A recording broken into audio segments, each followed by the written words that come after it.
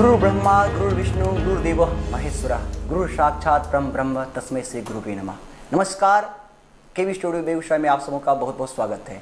हमारे खास कार्यक्रम कहता बेगूसराय बढ़ता बेगूसराय में मैं गौरव कुमार पाठक आज आप सबों के बीच एक ऐसे शख्सियत से आपको रूबरू कराने जा रहा हूँ जिन्होंने अपने जीवन के 23 साल देश सेवा में दिया है, वायुसेना को दिया है और उसके बावजूद भी समाज और देश के लिए कुछ करने की जो उनकी ललक थी उन्होंने उसे जिंदा रखा और विषम परिस्थितियों का सामना करते हुए उन्होंने डॉक्टरेट की उपाधि ली और वर्तमान में जीडी कॉलेज महाविद्यालय में अर्थशास्त्र के प्रोफेसर के रूप में कार्यरत हैं।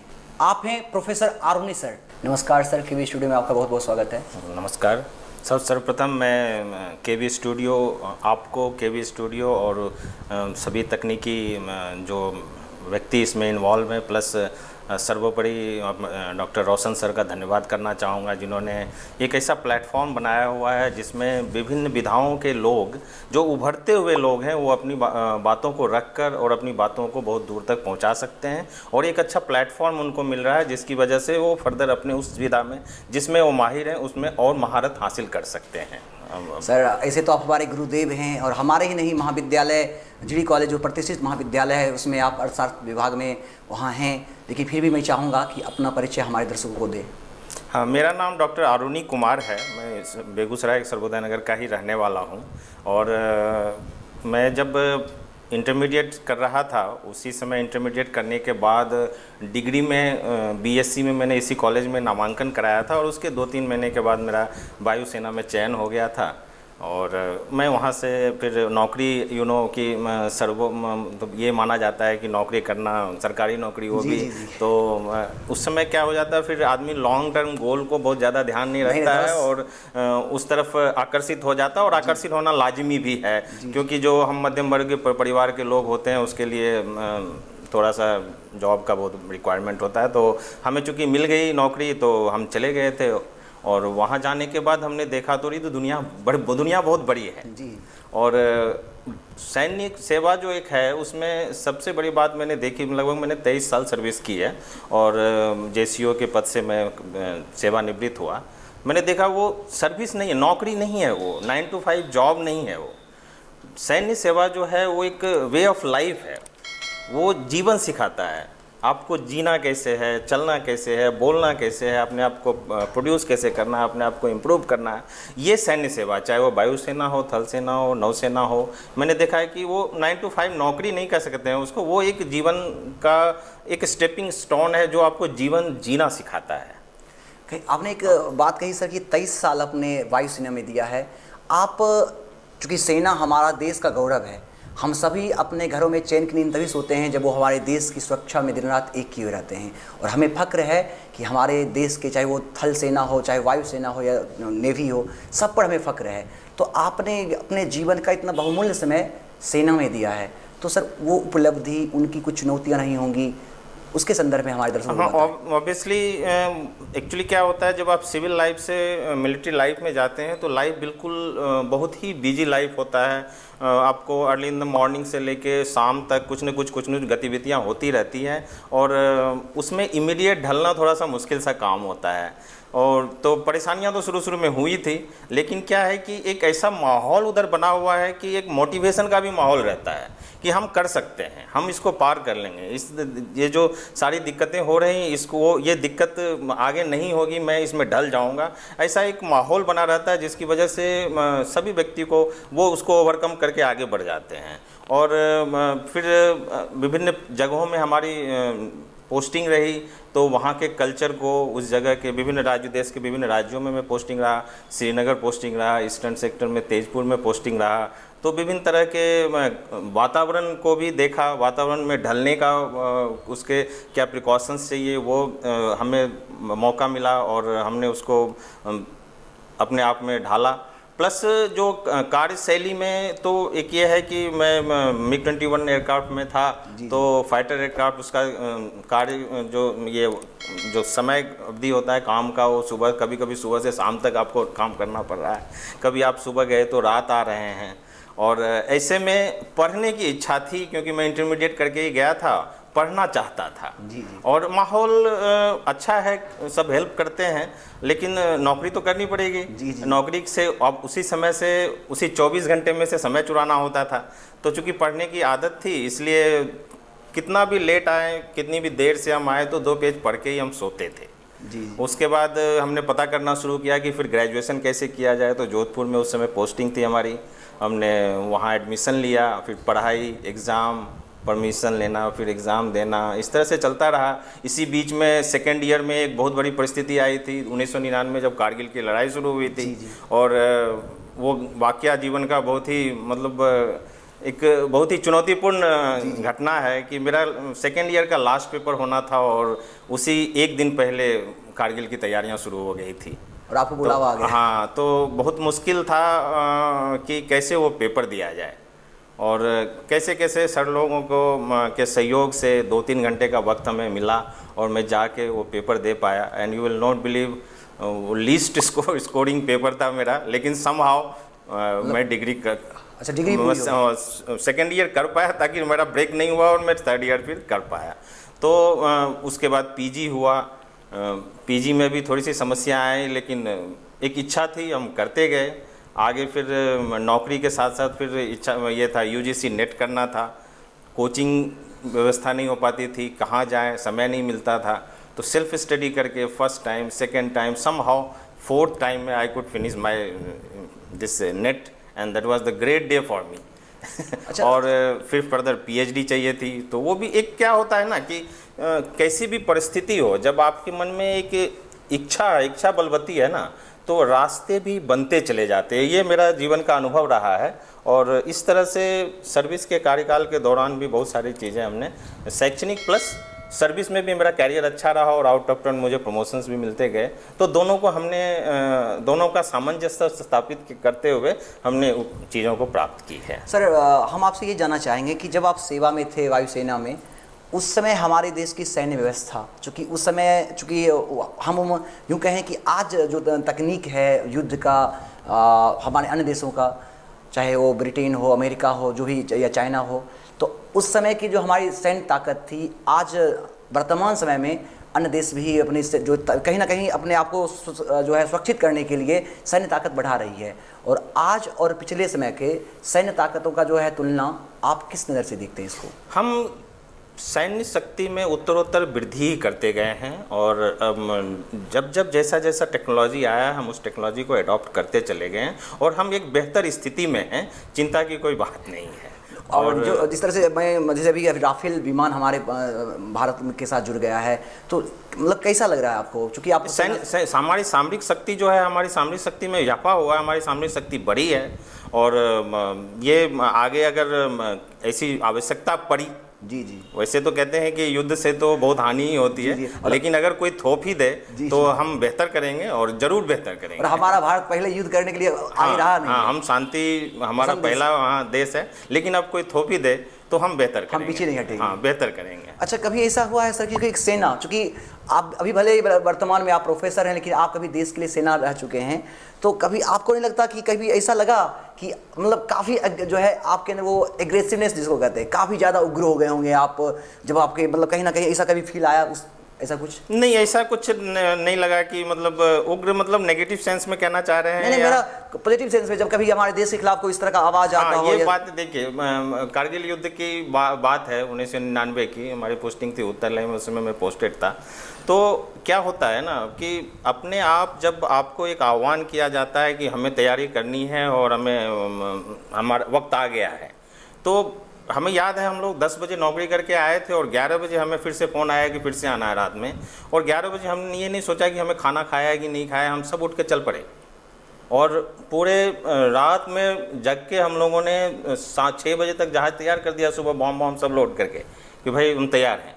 और वो एक जोश कहाँ से आया, वो अपने आप आ गया। यानी हर पल जो है ना देश के लिए बस जीना मरना, बस एक आह्वान पे जाने के लिए हमेशा हम अभी तो मैं निवर्तमान हूँ, बट था भी, और जो अभी कार्यरत भी है, सर, मैं वो हमेशा रहते हैं। एक ही आपसे जानना चाहूँगा, क्योंकि आप सेना में आप नहीं हैं सर, सेना से आपने आप सेवानिवृत्त हो गए हैं और आप अभी एक प्रोफेसर के रूप में कार्यरत हैं, लेकिन वो जुनून, देश के लिए वो जो जज्बा था, हमें लगता है कहीं ना कहीं, चूँकि जो सेना में जाते हैं ना, उनका वो जज्बा हमेशा बना रहता है। आप इस पर क्या कहना चाहेंगे? मैं आज भी वही जज्बा महसूस करता हूँ और पिछले 1.5 साल से, तकरीबन 1.5 साल से मैं शिक्षा में हूँ और मुझ में वही एनर्जी मुझे महसूस होती है और उसी एनर्जी से मैं शिक्षण में काम करता हूँ। अगर मान लिया जाए सर कि मैं भी ये जो युवा इस क्षेत्र में जाना चाहते होंगे, चाहे वो थल सेना हो, वायुसेना हो, उनके लिए आप क्या करना चाहेंगे? मैं तो कहना चाहूँगा अगर संभव हो और गवर्नमेंट जो भी सरकार अगर इस तरह से कोई मतलब स्थिति बना पाए कि 5-6 साल अगर सभी यूथ अगर फौज में नौकरी कर ले, तो शायद हमारे देश में सोच की प्रक्रिया बहुत ज़्यादा बदल जाएगी। देश सेवा करने का मौका सबको दिया जाए। अगर 5 साल अगर इसी कुछ जो कानूनी प्रक्रिया है मुझे नहीं पता है और कैसे संभव होगा ये भी मैं नहीं कह सकता हूँ, लेकिन ये मेरा व्यक्तिगत विचार है कि एक यूथ को, एक यंगस्टर्स को 4-5 साल की ज़िंदगी ज़रूर गुजारना चाहिए जो उसको एक ऐसी दिशा देगा और ऐसा सोच उसका डेवलप कर देगा, फिर वो नेगेटिव, नकारात्मक, हमसे नहीं होगा, समाज में ये बुराई है, वो बुराई है, हाँ, ये सारी दूर करके वो कुछ न कुछ बेहतर जहाँ भी रहेगा, वो गांव में रहे, शहर में रहे, मैं श्योर हूँ कि वो कुछ बेहतर करने की ही सोचेगा। सर अभी तो आप अर्थशास्त्र के प्रोफेसर हैं और हाल ही में हमारे देश के केंद्रीय मंत्रिमंडल ने नई शिक्षा नीति को पास किया है, तो अर्थशास्त्र के प्रोफेसर के रूप में आप नई शिक्षा नीति को किस नया शिक्षा नीति में जो स्टडी किया है, हमने बताया 1986 में एक शिक्षा नीति आई थी लास्ट, जो 10+2 के पैटर्न को पुश किया था और उसके कई वर्षों के बाद, आप कह सकते हैं 3 दशक से ज़्यादा के बाद ही इसमें एक बदलाव की कोशिश की गई है नया शिक्षा नीति के तहत और इसमें 5+3+4 के पैटर्न को पुश किया गया है और आगे फेज बाय फेज इसको ये किया जाएगा और इसमें बहुत सारी बातें अच्छी हैं। अच्छी बात यह है कि मैं सर डिग्री की बात करूंगा, कॉलेज में हूँ, मैं डिग्री से शुरू करूंगा, ठीक है। तो इसमें यह है कि पहले क्या होता है, अगर मान लीजिए 1 साल की आपने पढ़ाई की और किसी कारणवश आपको पढ़ाई छोड़ना पड़ा, व्यक्तिगत कारण है, आर्थिक कारण है, कई कारण होते हैं, सामाजिक कारण होते हैं, आपको छोड़ना पड़ गया, तो वो आपको लगता था वो 1 साल बेकार चला जाता था। इसमें एक अच्छी बात यह है कि पहले साल में आप एक सर्टिफिकेट कोर्स मिल जाएगा, आप सर्टिफिकेट के बेस पे आप अपने लेवल की नौकरी या आपका जो रोजगार है उससे रिलेटेड अगर कुछ व्यवसाय करना चाहते हैं, लोन लेना चाहते हैं तो आपको मिल जाएगा। सेकेंड ईयर में आपको डिप्लोमा मिल जाएगा, थर्ड ईयर में आपको डिग्री मिल जाएगी एंड 4 ईयर अगर आप थर्ड ईयर डिग्री करके आप चाहें तो जॉब के लिए प्लस आप अपने व्यवसाय वगैरह के लिए जो भी करना चाहें करें। अदरवाइज अगर आप फर्दर करना चाहते हैं तो 4 ईयर्स के बाद आपको 1 ही साल MA करना है and you can go for research. तो 4 ईयर्स जो 4 ईयर्स करेगा बच्चा, वो ये मन में ठान लेगा कि वो वही बच्चा 4 ईयर के लिए जाएगा जिसको रिसर्च में जाना है। जी, क्योंकि रिसर्च भी जरूरी है। रिसर्च एंड डेवलपमेंट होगा तभी आज बहुत सारे देश बहुत आगे बढ़ गए हैं रिसर्च एंड डेवलपमेंट की वजह से, और कहीं ना कहीं थोड़ा हम उसमें पिछड़ जाते हैं। सर अभी आपने कहा रिसर्च और डेवलपमेंट की बात, कहीं ना कहीं आपको नहीं लगता जो भारत की जो शिक्षा है आज भी परंपरागत शिक्षा ही हमारे देश में दी जा रही है? हाँ, परंपरागत शिक्षा पे जोर तो है ही, लेकिन ये बदलाव आ जाएगा, चेंज हो जाएगा जब माइंडसेट, ये शिक्षा नीति लागू होगी लोगों में। शुरू में हो सकता है कि थोड़ा, क्योंकि हम चेंज को इम्ब्रेस नहीं करते हैं, हम चेंज का विरोध करते हैं, तो शायद शुरू में कुछ बच्चों को लगे कि सब पहले ही ठीक था, अभी ठीक नहीं हो रहा, लेकिन धीरे धीरे करके उनमें एक चेंज आएगा, माइंडसेट में चेंज आएगा। और सबसे अच्छी बात क्या होगी कि डिग्री 1 से ही लोग अपने पोटेंशियल को समझना शुरू कर देंगे कि अरे क्या होता है ना कि हम किसी जॉब के लिए एक पोस्ट निकलता है, 15,000 अप्लाई करते हैं, 15,000 सीरियस नहीं होते हैं, ठीक है। तो वो पहले से ही अपने आप को जज कर लेंगे कि मैं इस व्यवसाय को बेहतर कर सकता हूँ। और व्यवसाय में जब क्या होता है कि थोड़ा सा हमारे समाज में समस्या क्या है कि हम नौकरी अगर लग गई तो हम उसको थोड़ा सा ज़्यादा सम्मान देते हैं, और उससे ज़्यादा कमाई करने वाला अगर कोई व्यवसायी है तो लगता है नौकरी, ये बिजनेस करे छे। तो ये माइंडसेट भी समाज को भी चेंज करने की ज़रूरत है, और उस बच्चे में भी एक अंदर से प्रोफेशनलिज्म डेवलप होगा कि मैं इस व्यवसाय में अगर अच्छा कर सकता हूँ, इस क्षेत्र में अच्छा कर सकता हूँ, तो मैं क्यों इधर उधर जाऊँ। मैं क्यों अच्छी कमाई मैं इसमें ही कर सकता हूँ, सरकार से हमें लोन मिल जाएगा और हम इसको डेवलप कर लें, एक दिन अच्छा एंटरप्रेन्योर बनेंगे। आज हम एक आदमी हैं, कल 3 आदमी को एम्प्लॉय करेंगे।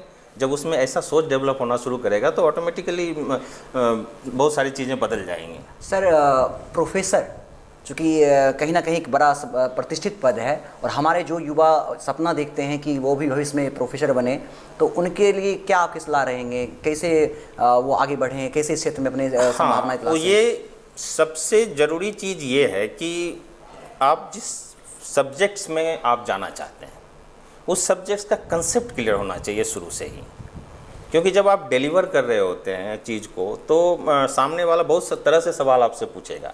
तो जब आपका कंसेप्ट बेसिक्स क्लियर होगा तब आप उसको अच्छी तरह से समझा पाएंगे चीज़ों को, क्योंकि नाउअडेज टीचर्स आर फैसिलिटेटर, आपको चीज़ों को फैसिलिटेट करना है। इन्फॉर्मेशंस बहुत जगह अवेलेबल है, बहुत तरीके से अवेलेबल है, आपको उसको समझने योग्य बनाना है। तो आपको क्या है कि आप डिग्री लेवल से ही ना अपने कंसेप्ट जो सब्जेक्ट आपने अगर डिसाइड कर लिया कि मुझे प्रोफेसर बनना है तो आप डिग्री लेवल से ही अपने सब्जेक्ट्स के कंसेप्ट्स को क्लियर कीजिए, और कंसेप्ट्स अगर क्लियर होगा फिर उसके बाद उसके जो रिक्विजिट रिक्वायरमेंट्स है, नेट क्वालिफाई होना चाहिए, आगे 2021 से शायद पीएचडी भी रिक्वायर्ड होगा, तो आप इस दिशा में आगे बढ़िए। और थोड़ा पेशेंस रखना पड़ेगा, क्योंकि लंबी पढ़ाई है तो बहुत सारे ताने वाने को भी साइड करके चलना पड़ेगा। जी। सर अभी निजीकरण के प्रति काफ़ी देखा जा रहा है, एक माहौल बन रहा है देश में, और आप एक अर्थशास्त्री हैं, और यूँ कहें अर्थशास्त्री इसलिए क्योंकि आपने अर्थशास्त्र को पढ़ा है, काफ़ी अच्छा इसका अनुभव है आपके पास, तभी आप एक प्रोफेसर के रूप में आपने सेवा दे रहा है।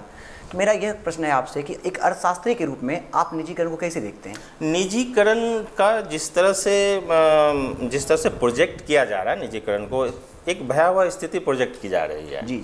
एक्चुअली वो भयावह स्थिति नहीं है, क्योंकि जैसे अभी कई लोग कहते हैं सोशल मीडिया में नेगेटिव ये होता है, कहीं ना कहीं नकारात्मकता फैलाई है। क्या रहा है ना, एक पायलट प्रोजेक्ट है, ऐसा नहीं कि पूरे के पूरे संयंत्र मतलब निजी किए जा रहे हैं। एक पायलट प्रोजेक्ट है और उसके परफॉर्मेंस को हम देखना चाह रहे हैं कि शायद ये प्रयोग कुछ ज़्यादा, देखिए कोई भी संस्थान है जो प्रोडक्टिव संस्थान है, वो जब तक प्रोडक्शन नहीं करेगा तो हमें फ़ायदे कैसे मिलेंगे।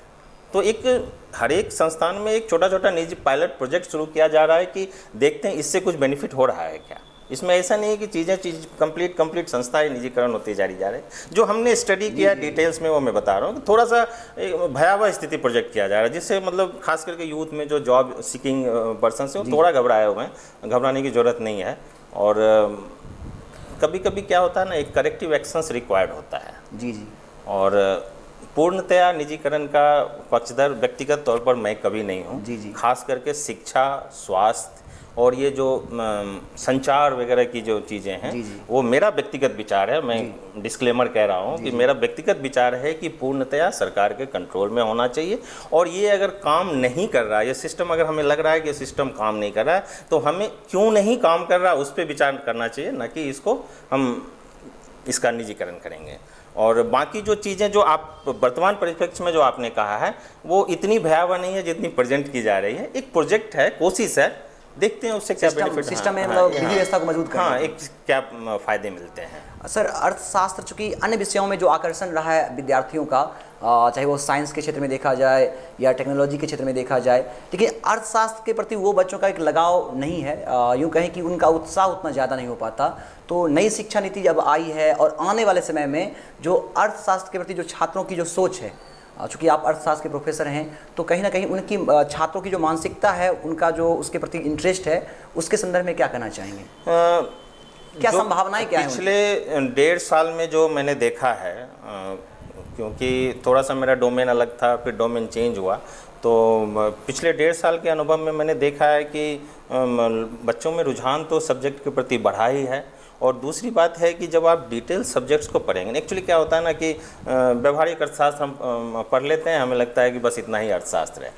और जब उसमें जाएंगे, उसके डिटेल्स में विस्तृत आप अध्ययन करेंगे, तो आप देखेंगे कि खाली ये थ्योरी नहीं है, इसमें विज्ञान भी है, इसमें गणित भी है, इसमें आपको लॉजिकल रीजनिंग है, एनालिटिकल थिंकिंग भी ज़रूरत है। तो हर एक चीज़ की आवश्यकता है इसमें।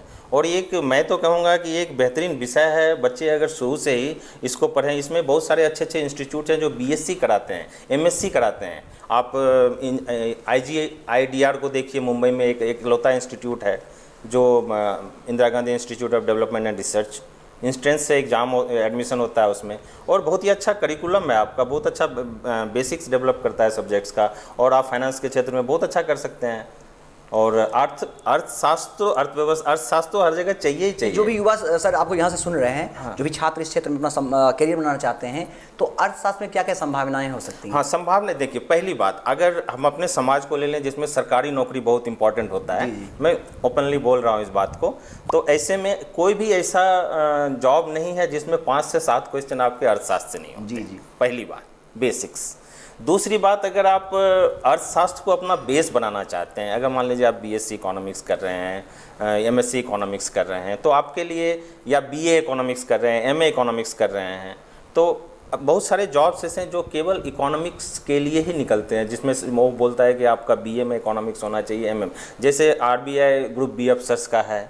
इस तरह के कई सारे जॉब्स हैं जिसमें आपको इकोनॉमिक्स चाहिए। इकोनॉमिस्ट का, जूनियर इकोनॉमिस्ट के पोस्ट बैंक से निकलते हैं जिसमें उनको एमए इकोनॉमिक्स चाहिए। तो ऐसे बहुत सारे संभावनाएं हैं जहां आप उनको गवर्नमेंट जॉब मिल जाएगी, पहली बात। दूसरी बात, आप निजी बैंकों में आपको जॉब मिलने की संभावनाएं बढ़ जाती हैं। और तीसरी बात, अगर आप फाइनेंस के क्षेत्र में आप कंसल्टेंट अगर होना चाहते हैं, आप अगर ये जो आपके इसमें होते हैं जैसे नॉन बैंकिंग फाइनेंशियल कॉरपोरेशंस हैं, उसके थ्रू आप अगर फंड को चैनलाइज करते हैं जैसे, तो उस तरह के आप काम में अगर जाना चाहते हैं तो उसमें भी आपको ये सब्जेक्ट बहुत हेल्पफुल रहेगा। आपको mutual funds, then all equities and all, इसकी जानकारी आपको रहेगी और आप बेहतर कर सकते हैं। होता क्या है कि एक जो इस चीज़ को नहीं जानने वाला व्यक्ति अगर इस काम में आता है, और एक इस चीज़ के बेसिक्स को जानने वाला अगर कोई बोलता है कि म्यूचुअल फंड में इन्वेस्ट कीजिए आपको फ़ायदे होंगे, जिसको म्यूचुअल फंड पता नहीं है, वो अगर सामने वाला बोलेगा अच्छा होता क्या है, तो अगर आप एक्सप्लेन करेंगे कि यहाँ से शुरू हुआ, छोटे छोटे निवेशक अगर उसको ये पैसा जमा करेंगे, वो पैसा एक बड़ा पैसा हो जाता है, देश को काम भी आता है, और आपको मार्केट लिंक्ड होने की वजह से आपको फ़ायदे भी मिलेंगे, रिटर्न्स भी ज़्यादा मिलेगा। थोड़े से रिस्क को भी अगर आप उसको ठीक से समझा देते हैं तो वो विचार विमर्श करके उसमें इन्वेस्ट करेगा। अच्छा सर, चूँकि हमारे देश की जो अर्थव्यवस्था है, आज भी हम विकासशील देशों की श्रेणी से में भी जो सबसे नीचे का जो एक तरह से होता है उसमें हमको गिना जाता है।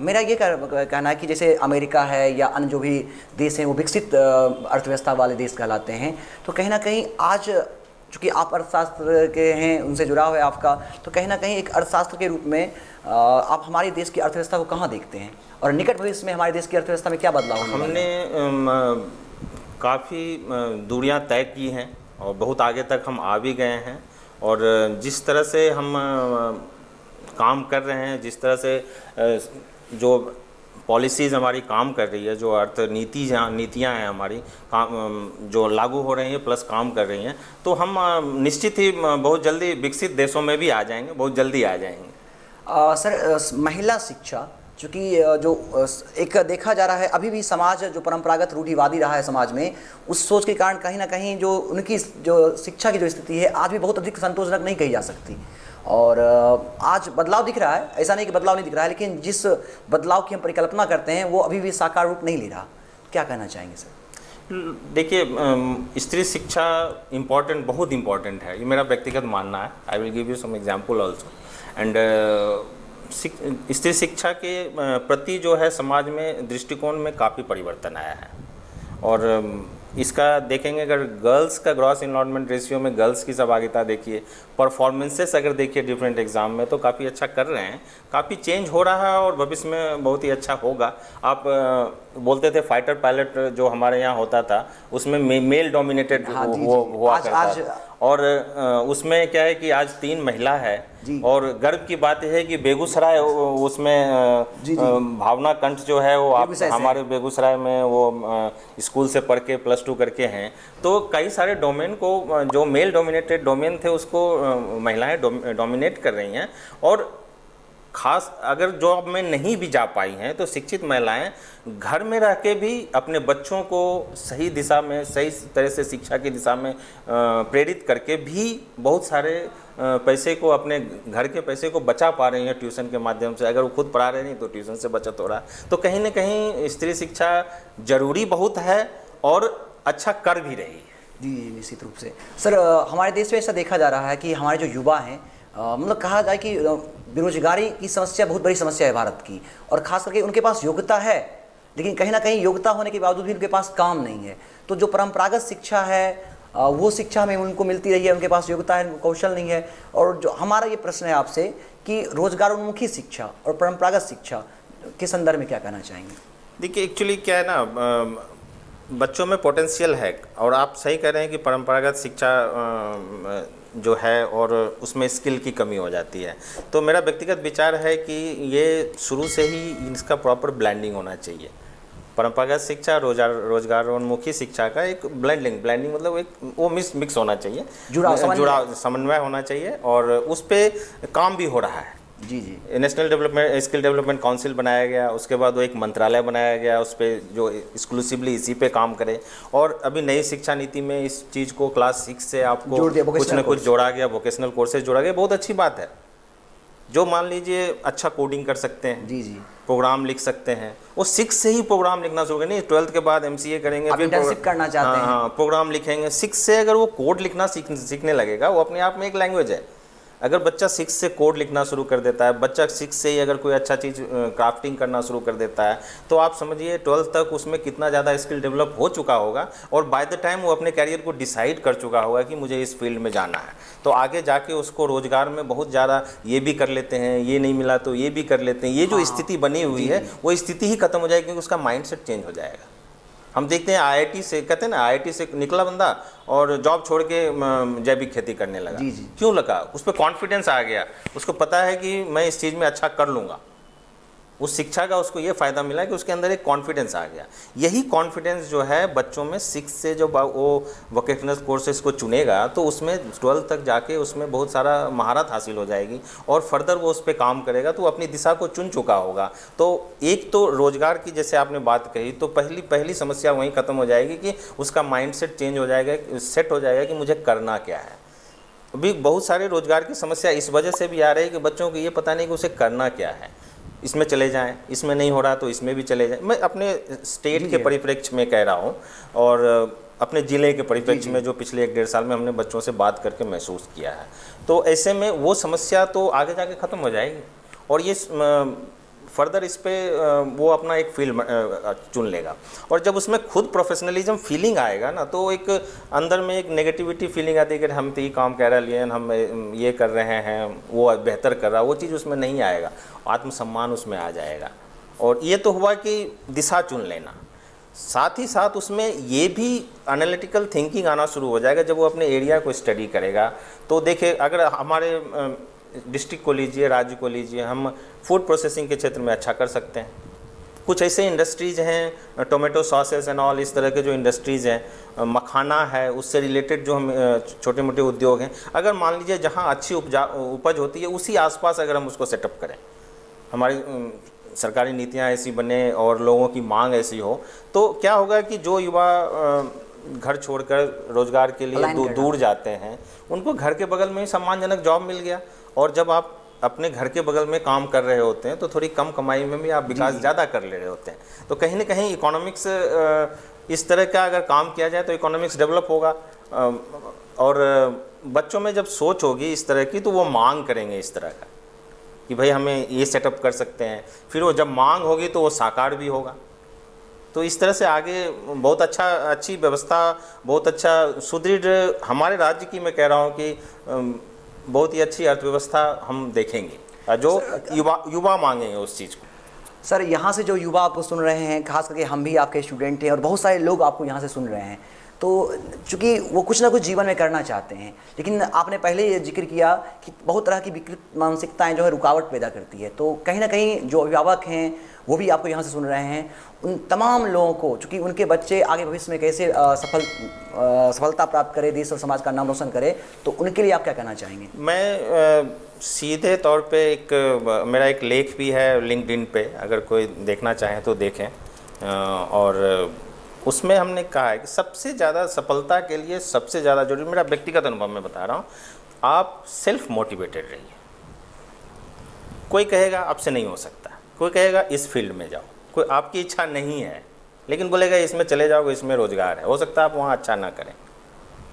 तो अगर आपकी इच्छा है कि मुझे इस दिशा में जाना है, तो मेरा व्यक्तिगत अनुभव एक और एक मंत्र में दूंगा युवाओं को, खास करके इस मंच से, एक बेहतरीन मंच है और इस मंच से मैं युवाओं को एक संदेश दूंगा कि आप हमेशा सेल्फ मोटिवेटेड रहिए। नाउ सेल्फ मोटिवेटेड रहना आसान नहीं है। समस्या तो समाज है, बोलेगा भाई सरकारी नौकरी क्यों नहीं हुआ, फलना हो गए, वो कमा रहा है तुम क्यों नहीं कमा रहे हो, तू अच्छा से रह रहा है क्यों नहीं रह रहे हो। तो कई तरह की बातें आएंगी, ये तो आपको परेशान करेंगे, लेकिन अब सेल्फ मोटिवेटेड रहना क्या है? तो पहली बात, सबसे पहले अपना एक गोल तय कीजिए। बनना चाहता, नाम के आगे डॉक्टर लिखना चाहता था, लंबी प्रक्रिया थी। जी। नौकरी मिली, जरूरत थी, नौकरी मिल गई तो नौकरी किया, पढ़ाई कंटिन्यू रखा, तो आगे नाम के आगे वक्त लगा। जो लगातार शिक्षा करते रहते तो वो शायद 25, 26, 27 साल में ही डॉक्टर लगा लेते, मुझे वक्त लगा। जी। लेकिन लगा, नाम के आगे लग गया प्रीफिक्स। और जो आपके अंदर जो कुछ करने का इसके लिए जज्बा था। हाँ, तो ये क्यों मैं ये पॉइंट्स बता रहा हूँ, मेरे अपने अंदर जो पॉइंट्स, हमारे अपने अनुभव से ही मैं ये सारे पॉइंट्स बता रहा हूँ। पहली बात तो सेल्फ मोटिवेटेड रहिए ऑलवेज। जी। एंड उसके लिए आपको क्या करना, एक गोल बनाइए, जीवन का बड़ा गोल बनाइए। बोलते हैं स्मॉल एम इज क्राइम। आप बड़े सपने देखिए। हाँ, सपने बड़े रखिए। और बड़े सपनों का दूसरा स्टेप क्या है, अब छोटे छोटे इसके साथ, गोल के साथ उसको सप्लीमेंट करते रहिए। अगर आपका एक बड़ा गोल है तो उसको कई भाग में बांट दो, एक ही साथ बड़ा गोल नहीं कर सकते ना पूरा। जी, उसको स्टेप टू स्टेप। तो टेक स्टेप्स, ये हो गया। एंड फील हैप्पी, अरे यार इतना तो मैं कर लिया। जी। ठीक है, अरे गुड, नेक्स्ट स्टेप पे जा सकते हैं। उसके बाद क्या है, आप हर साल कुछ चुनौतीपूर्ण सीखने की कोशिश कीजिए। कंप्यूटर आ गया, सीखेंगे। प्रोग्राम्स आ गए, सीखेंगे। कोई भाषा आ गई, सीखना है। म्यूजिक सीखना है, गिटार, चीज़ों को सीखते हाँ, रहिए। एक साल में एक बार एक तय कीजिए कि हमको कुछ एक नया चीज़ सीखना है। और कभी भी आप मतलब नेगेटिव्स अवॉइड कीजिए, नेगेटिव चीज़ों में ये नहीं करना है। और अपने आप की तारीफ भी कीजिए कभी कभी खुद से। बोलते हैं अपने मुँह में या मिट्ठू वरना बोलते हैं, लेकिन अपने आप की भी तारीफ, अपने महत्व को समझिए। हाँ, मैं अच्छा कर रहा हूँ। जी। ठीक है, मैं प्रोफेसर हूँ, बहुत अच्छे अच्छे प्रोफेसर हैं। जी। लेकिन मैं मानता हूँ, मैं प्रयास तो कर रहा हूँ। ठीक है, मेरी जगह अगर ज्ञान में देखा जाए तो हो सकता है बहुत निचले पैदान पे हो, लेकिन मैं महसूस करता हूँ कि मैं बेहतर कर रहा हूँ। मैं अपना काम तो मतलब बेहतर करने की कोशिश कर रहा हूँ, ये एक मन में रखना है। और दूसरा, काम को डिफरेंट तरीके से कीजिए, ये बहुत इंपॉर्टेंट होता है। कोई काम आप देखते हैं 100 बच्चों में एक बच्चा दिख जाता है। क्यों दिख जाता है? वही चीज़ करता है, वही होमवर्क करके आता है, वही पढ़ाई करके आता है, लेकिन वो थोड़ा डिफरेंट तरीके से करता है। एक ही काम करना है, काम को डिफरेंट तरीके से करना है। तो ये काफ़ी बच्चों ने पढ़ा होगा, वो शिव खेरा ने एक वर्ड, बहुत एक सेंटेंस लिखा है कि डू द वर्क डिफरेंटली। क्योंकि जो सक्सेसफुल पीपल होते हैं वो वर्क को डिफरेंट तरीके से करते हैं, कोई अलग काम नहीं करते, अलग ढंग से करते हैं। तो इन चारों पॉइंट को अगर फॉलो करेंगे तो आप सेल्फ मोटिवेटेड रहेंगे, और सेल्फ मोटिवेटेड रहेंगे तो आप सक्सेस आपको ज़रूर मिलेगा। ये युवाओं को मैं कहना चाहूँगा, सक्सेस ज़रूर ज़रूर ज़रूर मिलेगा।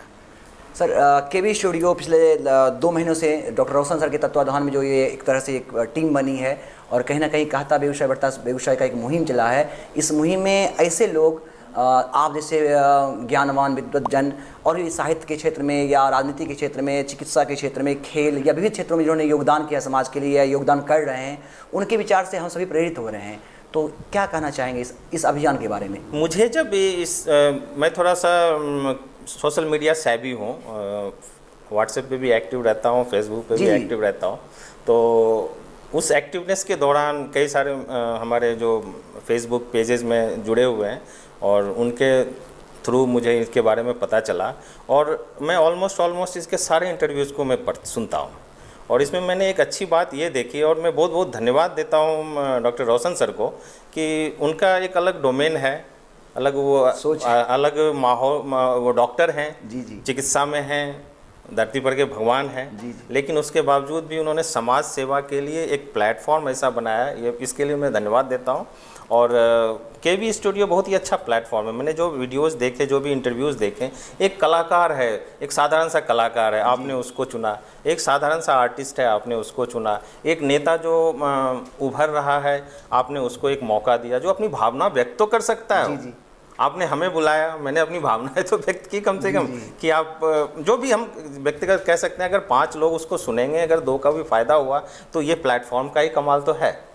तो मैं तो अंतर्मन से डॉक्टर रोशन सर को और आप सब टीम को, जो प्रत्यक्ष और परोक्ष रूप से इसमें लगे हुए हैं, पर्दे के आगे और पर्दे के पीछे, सभी को मैं बहुत बहुत अंतर्मन से धन्यवाद देता हूँ कि एक अच्छा प्लेटफॉर्म है जो बेगूसराय के युवाओं प्लस जनप्रतिनिधि जो ऑलरेडी किसी फील्ड में अच्छा कर चुके हैं, कर रहे हैं, कर सकते हैं, सबको आप एक मौका दे रहे हैं। और आपका भी बहुत बहुत आभार सर, कि आप चूँकि बहुत व्यस्त रहते हैं। मैंने देखा है कि आप हमेशा जैसे स्वाध्याय में भी लगे होते हैं, लेकिन फिर भी आपने हमारे स्टूडियो के लिए समय निकाला, इसके लिए बहुत बहुत साधुवाद आपको, और हमारे केवी स्टूडियो की ओर से बहुत बहुत धन्यवाद आपका। तो अभी आपने सुना 23 साल, अपने जीवन का 23 साल जिन्होंने देश सेवा में, वायुसेना में दिया, और बाद में उनके अंदर कुछ समाज के लिए कुछ करने का जो अभिप्रेरणा है, उनको अंदर जो कुछ ना कुछ करने का जो काबिलियत है, जुनून है, उस जुनून को उन्होंने जिंदा रखा। और जो उन्होंने सोचा था कि मैं एक दिन प्रोफेसर बनूंगा, उन्होंने इस विषम परिस्थिति का सामना करते हुए भी उन्होंने वो डॉक्टरेट की उपाधि ली, और आज हमारे जिले के प्रतिष्ठित महाविद्यालय जीडी कॉलेज में अर्थशास्त्र के प्रोफेसर के रूप में हम सबों को अपने ज्ञान से आलोकित कर रहे हैं। तो हम केवी स्टूडियो की ओर से उनका बहुत बहुत धन्यवाद करते हैं। और अभी आपने जो उनके विचार सुने, इस विचार से निश्चित रूप से आप प्रेरित हुए होंगे, और आए दिन कहता व्यवसाय बढ़ता व्यवसाय की इस मुहिम में मैं और भी बहुत सारे हमारे प्रोफेसर के ज्ञान से आप सबको आलोकित करता रहूँगा। हमारा एक यूट्यूब चैनल है स्टार ऑफ बेगूसराय, आप उसे लाइक करें, सब्सक्राइब करें और शेयर करें। साथ ही साथ डॉक्टर रोशन कुमार का एक फेसबुक पेज है, कहता व्यवसाय बढ़ता व्यवसाय, उसे भी आप शेयर करें, लाइक करें। बहुत बहुत धन्यवाद आप सबों का।